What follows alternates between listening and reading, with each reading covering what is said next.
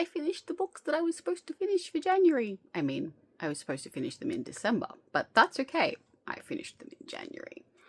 At some point, I will round them all up and do like, I'm not necessarily going to review all of them, but a little summary and be like, hello, this is what I actually read, and so on and so forth. But for now, I want to celebrate the end of the month and the fact that I finished all of the books on my list by figuring out what I'm reading next month, because I might as well get a jump start on it this afternoon. It turns out that the last book that I had to read for January, the one that I was panicking because I couldn't find my Kobo and it's only on my Kobo, was a 9-page short story. So that made it easy to finish. We are happy about this. Are we happy about the 10 minutes it took us to read the short story? I mean, I'm not going to say my life could have been better employed. I'm glad it was a short story. Let's just put it that way. Okay, so this month I have promised 2 of my friends that I will read their books. So Dragon Silver by Anna Loughton is on my list, and I don't remember the title, but one of Liana Brooks's unpublished manuscripts is on my list as well. And it counts because it's printed out and bound into a proof copy for me, and it's on the list.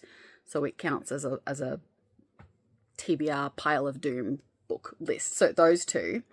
I also randomly have been reading some articles in a new newsletter that I've signed up to, and it has reminded me that I have a book that was recommended by a friend on like the history of China from like the mid 1700s to the present. And I kind of am feeling that vibe this month. I'm feeling that vibe. So I think that what I will do is I will take the 2 friends ones as novels. I will take the China one as my nonfiction. And then I will pull out 3 more books on top of that, because the last 2 months I have consistently read 6 books a month, which is amazing. If I can keep reading 6 books a month, that means that I can read 72, I think, books in a year, which is like almost, yes, there you go. My maths person is giving me a thumbs up off screen there. 72 books. And I'm banking on an average of 50 at the moment. So if I can do 72, that's like nearly 50% again on top of what I was expecting to read, which means that instead of like 21 years, my list will take me like 17 years or something like that. I don't remember the maths exactly. No, maths person remembers the maths and says that that's correct. So, I mean, 17 is obviously an improvement on 21, right? Right? So that's what we're going to do. So, I have my towering TBR Vase of Doom here with me, and I will switch over to the other side of the camera, and yeah, I will pull the things from the stuff.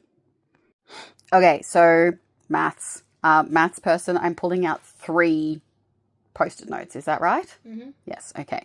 So this one here, I have been told I have to pull out. This is maths person's contribution. And that's good because I know that green, there's my little listy over there. Green is urban and contemporary fantasy. So that will be a nice, hopefully quick one to read. There seems to be lots of this dark purple on top, and that's either sci-fi or middle grade. So that seems like a fairly safe bet as well for another one that will be quite fast. And then maybe, because I have a friend coming to stay who enjoys reading aloud, and I believe that we had decided that we were going to do some short stories and poetry and things like, oh no, hang on, that's poetry. I want short story. Okay, I want short stories. I want a short story collection to read with her. So that's this little, sorry, my filming is failing here. Oh my goodness, they're so sticky. It's almost like they're sticky notes. It's almost like they're sticky notes. Okay, but seriously. I nearly had to call in my maths person to assist with that there. Okay, we have 3 Post-it notes, and I am actually going to hand the camera over to my maths person because I'm struggling to open these. Okay, so we have number 371. Bum, bum, bum, bum. That may be an ebook.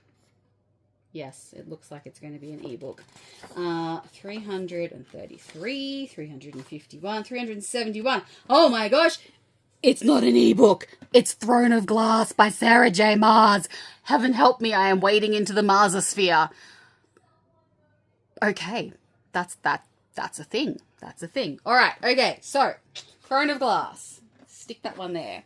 What else have we got? We have got 558. 558.